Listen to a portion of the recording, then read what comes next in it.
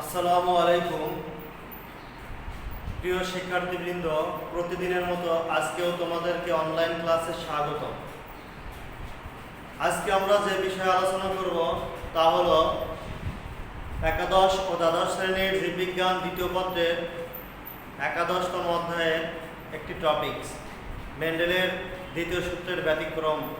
মেন্ডেলের দ্বিতীয় সূত্রের তিনটা ব্যতিক্রম রয়েছে। তার মধ্যে প্রথমটি ছিল পরিপূরক জিন, দ্বিতীয়টি ছিল প্রকট এপিস্টেসিস এবং তৃতীয়টি হলো দ্বৈত প্রচ্ছন্ন এপিস্টেসিস।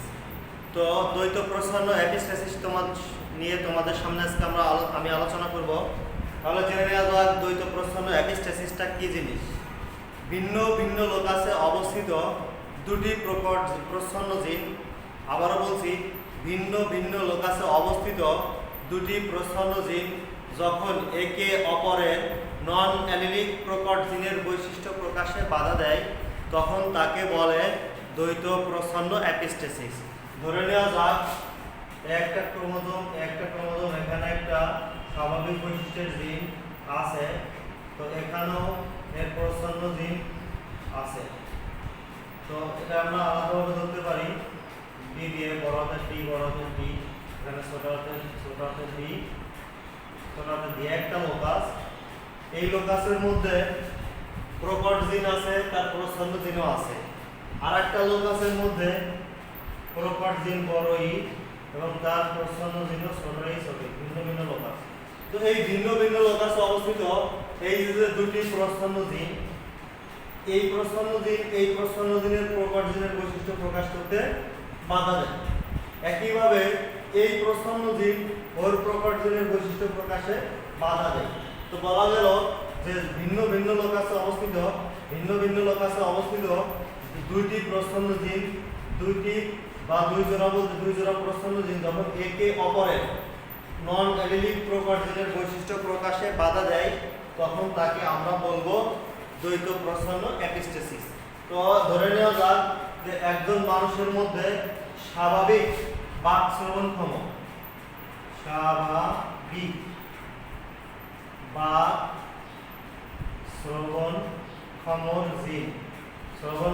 জিন আছে বড়ডি, কিন্তু বাধা দানকারী অর্থাৎ বাধা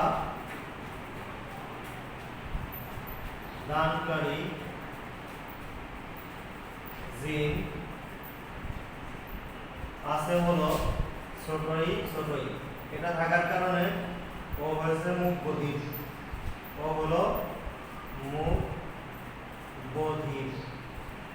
ঠিক আর একজন মানুষের মধ্যেও স্বাভাবিক বাক শ্রবণক্ষম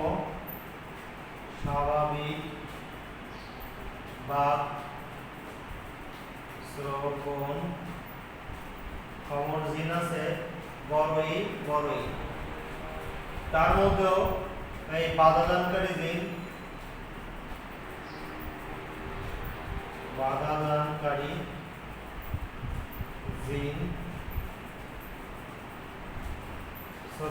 ছোটটি আছে।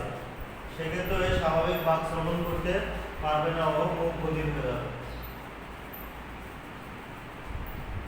বলা গেল যে এই যে নন অ্যালিলিক প্রচ্ছন্ন জিন দুইটা, এই এক জোড়া নন অ্যালিলিক প্রচ্ছন্ন জিন অন্য দুইটি প্রকট জিনের বৈশিষ্ট্য প্রকাশে বাধা দিছে।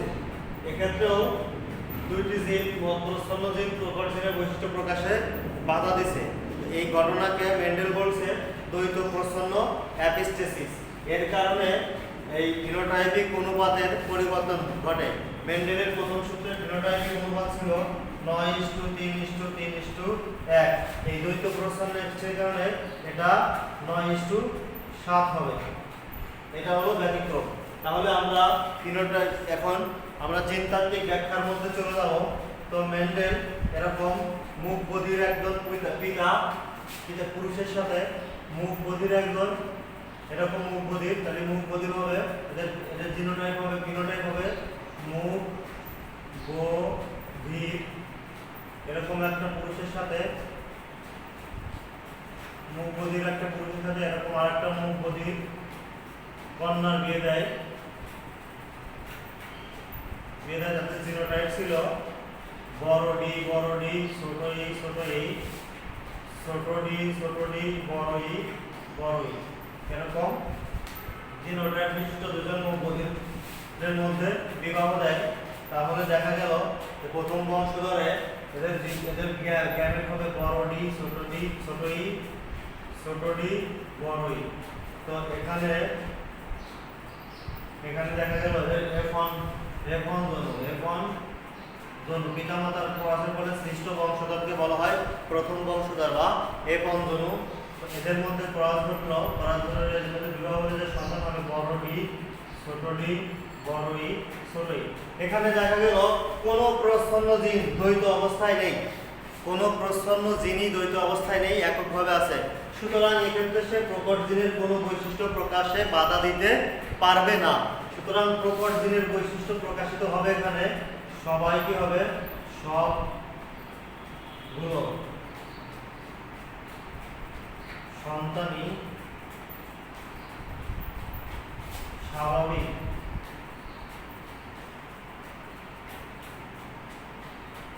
বাক শ্রবণ ক্ষম।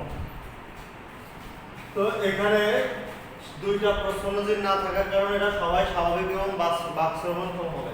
এরকম একটা ছেলের সাথে এই এফলে প্রাপ্ত বা প্রথম বংশধরে প্রাপ্ত একটা ছেলের সাথে একটা মেয়ের বিবাহ দিলে কি হবে, তাহলে আমরা এরকম একটা জিনোটাইপ বিশিষ্ট দুইটা ছেলেদের মধ্যে বিবাহ দেই, তাহলে কি হবে দেখা যাক। তাহলে এটা হচ্ছে বাক শ্রবণ ক্ষম, স্বাভাবিক বাক শ্রবণ ক্ষম। ও হবে স্বাভাবিক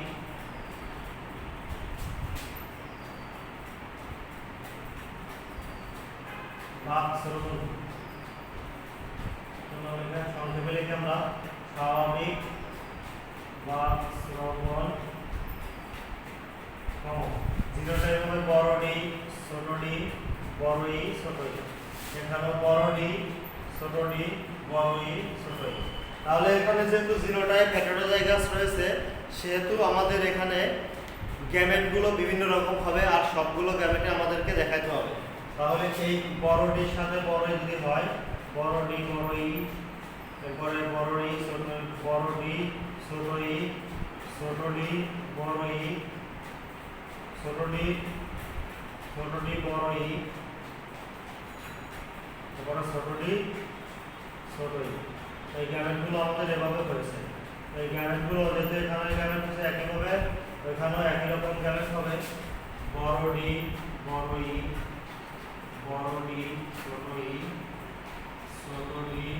বড় ই ছোট ই। তো এই গ্যামেটগুলো আমরা চেকার বোর্ডে নিয়ে যাবো, চেকার বোর্ডে নিয়ে আমরা F2 পাবো।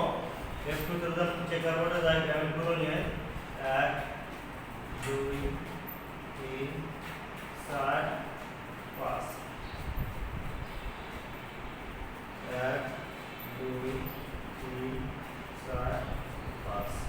এই গ্যামেটগুলো এক পাশে কোন গ্যামেট, বড় ডি বড় ই ছোট ই বড় ই বড় ই বড় ই ছোট ই বড় ই বড় ই বড়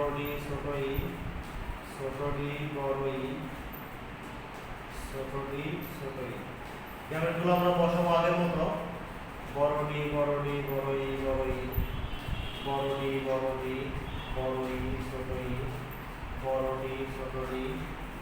বড় ই বড় ই ছোট ই বড় ই বড় ই ছোট ই। এটা আমরা মিলাবো বড় ই বড় ই ছোট ই। এটা আমরা মিলাবো বড় ই ছোট ই বড় ই ছোট ই। এটা মিলাবো বড় ই ছোট ই বড় ই ছোট ই। এটা মিলাবো বড় ই ছোট ই ছোট ই। সেক্ষেত্রে আমরা দেখবো বড় ই ছোট ই বড় ই এটা দেখবো বড় ই ছোট ই ই বড় ই ছোট ই, এখানে দেখব ছোট ই বড় ই বড় ই, ছোট ই বড় ই ছোট ই, এটা মিলাবো বড় ডি ছোট ডি বড় ই ছোট ই, বড় ডি ছোট ই ছোট ই ছোট ই, ছোট ডি বড় ই ছোট ই, এটা মিলাবো ছোট ডি ছোট ই ছোট ই। তো এটা আমরা চেকার বোর্ডে জিরোটায় পেয়ে গেছি। তাহলে দেখা গেল এইটা হবে স্বাভাবিক, কারণ এখানে কোনো বাধাদানকারী প্রচ্ছন্ন জিন নেই। এখানে আছে কিন্তু এককভাবে আছে, তাই এটাও স্বাভাবিক হবে। এখানে একটা আছে এককভাবে, এটা স্বাভাবিক হবে। এখানেও বাধাদানকারী জিন এককভাবে আছে, সুতরাং এটা স্বাভাবিক হবে। এটাও হবে স্বাভাবিক। এটা হবে মুখ বধির। কেন?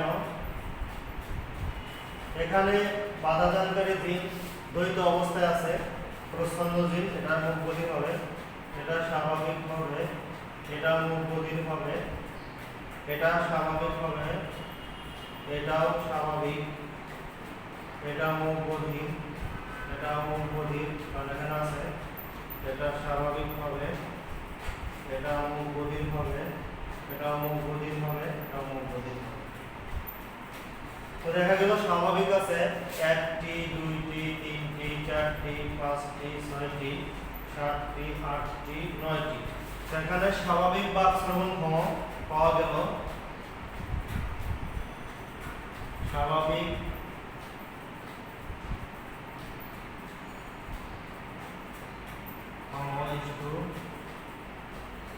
মুখ বধির। স্বাভাবিক পাওয়া গেছে 9টা, আর মুখ বধির হলো 1টা 2টা 3টা 4টা 5টা 6টা 7টা। তো এখানে মুখ বধির পাওয়া গেল 7টি। তাহলে দেখা গেল যে এই দ্বৈত প্রচ্ছন্ন দুইটা প্রচ্ছন্ন জিন একত্রে থেকে প্রকট জিনের বৈশিষ্ট্য প্রকাশে বাধা দেয়।